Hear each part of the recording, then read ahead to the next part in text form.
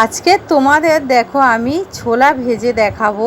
আর দেখে বুঝতেই পারছো কতটা সুন্দর হয়েছে। তো আজকের এই সুন্দরভাবে ছোলাটা কিভাবে ভাজতে হয় তোমরা দেখলেই বুঝতেই পারবে। তো প্রথমে আমি কি করছি, ছোলা নিয়ে নিচ্ছি, কাঁচা ছোলা। তো মোটামুটি এখানে আমি 250 গ্রাম মতো নিয়ে নিলাম। তো তারপরে ওর মধ্যে পরিমাণ মতো লবণ দিয়ে দেব, আর একটুখানি হলুদ গুঁড়ো দেব। দেখবে কেনা ছোলায় একটু হলুদ হলুদ মতো রঙটা থাকে। আর একটুখানি বেকিং সোডা, মানে 2 পিঞ্চ বেকিং সোডা দেবে। এতে করে কী হবে, ছোলাগুলো প্রত্যেকটা ছোলা এরকম ফোটা ফোটা হবে, খুব সুন্দর হবে।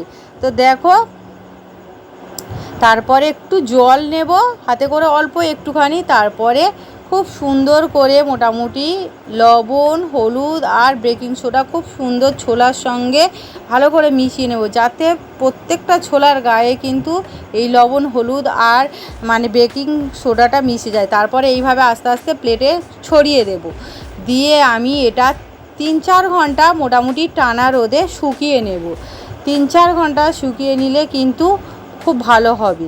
তো 3-4 ঘন্টা শুকিয়ে নেওয়া মোটামুটি দেখো নেওয়ার জন্য আমি চলে যাচ্ছি। তো 3-4 ঘন্টা পরে দেখাচ্ছি। দেখো শুকিয়ে নিয়েছি। তো মোটামুটি ছোলাটা খুব সুন্দর করে শুকিয়ে নেওয়া হয়ে গেছে। আর এই রকম গরম অবস্থায় কি করব, আমি ভেজে নেব। এবার তার জন্য কি করছি, গ্যাসের উপরে একটা কড়াই বসিয়ে আমি বালি চেলে মানে গরম করতে দিয়ে দিয়েছি। তো বালিটা গরম মোটামুটি দেখে বুঝতেই পারছো হয়ে গেছে। এবার আমি ওর মধ্যে এইভাবে একটু নেড়ে ছেড়ে কিন্তু গরমটা করে নিতে হবে। তো করে নেওয়া হয়ে গেছে গরম বালি। এবার 1 মুঠো মতো মানে কিছুটা ছোলা ওর মধ্যে গরম বালিতে দিয়ে দিলাম। তারপরে এইভাবে দেখো একটা ঝাঁঝরি মতো নিয়েছি, তো সেটা দিয়ে এইভাবে একটু নাড়তে থাকতে হবে।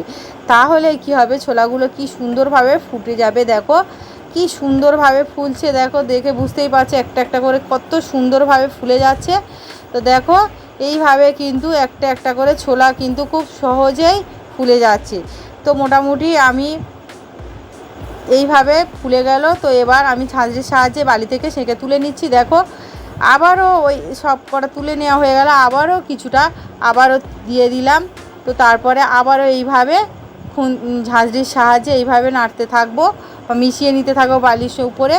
তাহলে কিন্তু খুব সহজেই ভাজা হয়ে যাবে। দেখো এটাও কত সুন্দরভাবে ফুলে যাচ্ছে, তোমরা কিন্তু দেখে বুঝতেই পারছো আর কতটা সুন্দর হচ্ছে। কিন্তু ছোলাটা ওই রোদ থেকে তোলার পরে গরম অবস্থায় ভাজবে, দেখবে প্রত্যেকটা ছোলা এরকম দোকানের মতো কেনা মানে এরকম ফোলা ফোলা হবে। তো মোটামুটি এইভাবে সবগুলো ভেজে নিচ্ছি।